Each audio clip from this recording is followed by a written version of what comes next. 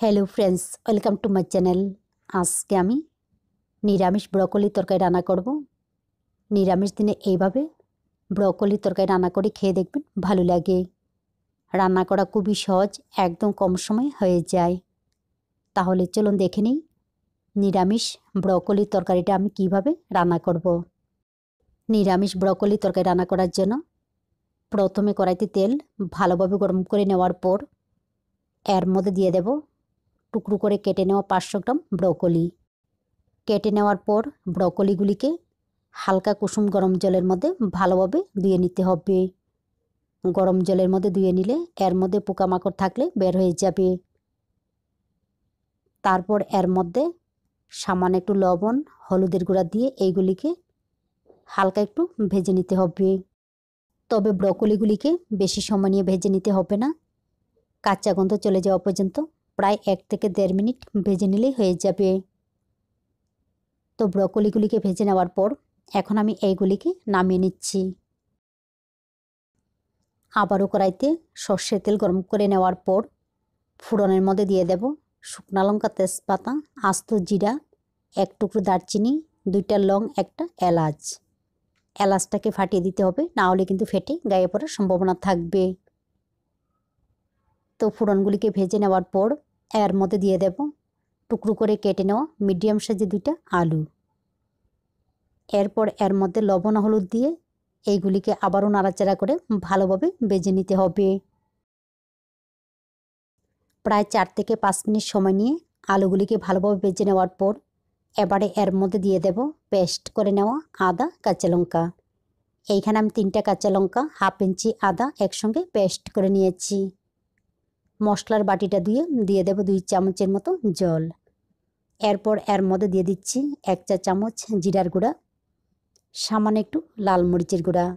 নিরামিষ তরকারির মধ্যে ঝালের পরিমাণটা কম দিতে হবে। তারপর এর মধ্যে 1/2 চা চামচ হলুদের গুঁড়া দিয়ে এইগুলিকে ভালোভাবে মিশিয়ে নিয়ে কম আঁচে ঢাকনা দিয়ে কষিয়ে নেব।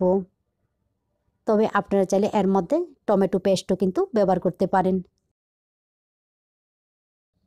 প্রায় 7 থেকে 8 মিনিট কম আঁচে ঢাকনা দিয়ে কষিয়ে নেওয়ার পর দেখুন মশলাগুলি খুব সুন্দর কষানো হয়ে গেছে। এবারে এই সময়ের মধ্যে দিয়ে দেব সিদ্ধ করে নেওয়া ছোলার ডাল। এইখানে আমি 1 মুঠো ছোলার ডাল আগের দিন ভিজিয়ে তারপর সামান্য একটু লবণ দিয়ে সিদ্ধ করে নিয়েছি। তবে সিদ্ধ করার সময় লক্ষ্য করতে হবে ডালগুলি যাতে একদম গলে না যায়। সিদ্ধ হবে তবে একদম গলে যাবে না, এইভাবে সিদ্ধ করে নিতে হবে। বাকিটা রান্নার সময় ভালোভাবে সিদ্ধ হয়ে যাবে। তো এর থেকে অর্ধেক অংশ এইভাবে একটু ভেঙে দিতে হবে। এইভাবে যদি অর্ধেক অংশ ভেঙে দেওয়া হয় তাহলে তরকারিটা ঘন হবে, ভালো লাগবে। দিয়ে দেব টুকরো করে কেটে নেওয়া টমেটো। আপনারা চাইলে মশলা কষিয়ে নেওয়ার সময় পেস্ট করেও কিন্তু ব্যবহার করতে পারেন। দিয়ে দিলাম ভেজে নেওয়া ব্রকলি। এখন এইগুলিকে আবার একটু কষিয়ে নিতে হবে। প্রায় 1.5 থেকে 2 মিনিট সময় নিয়ে এইগুলিকে কষিয়ে নেওয়ার পর এর মধ্যে দিয়ে দিচ্ছি গরম জল।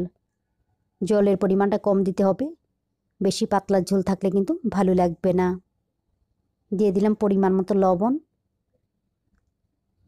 তবে এই রান্নার মধ্যে 500 গ্রাম ফুলকপি, 2টা আলুর জন্য 1 থেকে 1.5 মুঠো ডাল ব্যবহার করলে যথেষ্ট।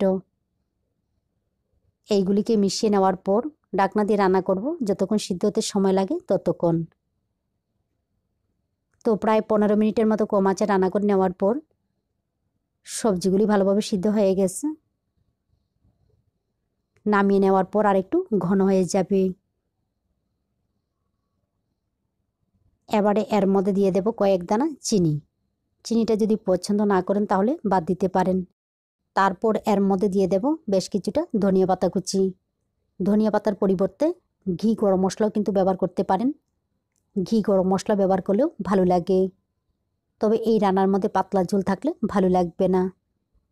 তো এইগুলিকে নাড়াচাড়া করে মিশিয়ে নেওয়ার পর আমার রান্না সম্পূর্ণ রেডি।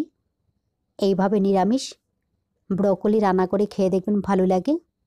ভালো লাগলে অবশ্যই লাইক, শেয়ার এবং সাবস্ক্রাইব করবেন। আপনারা ভালো থাকবেন, সুস্থ থাকবেন আর আমার নিত্য নতুন ভিডিও দেখবেন।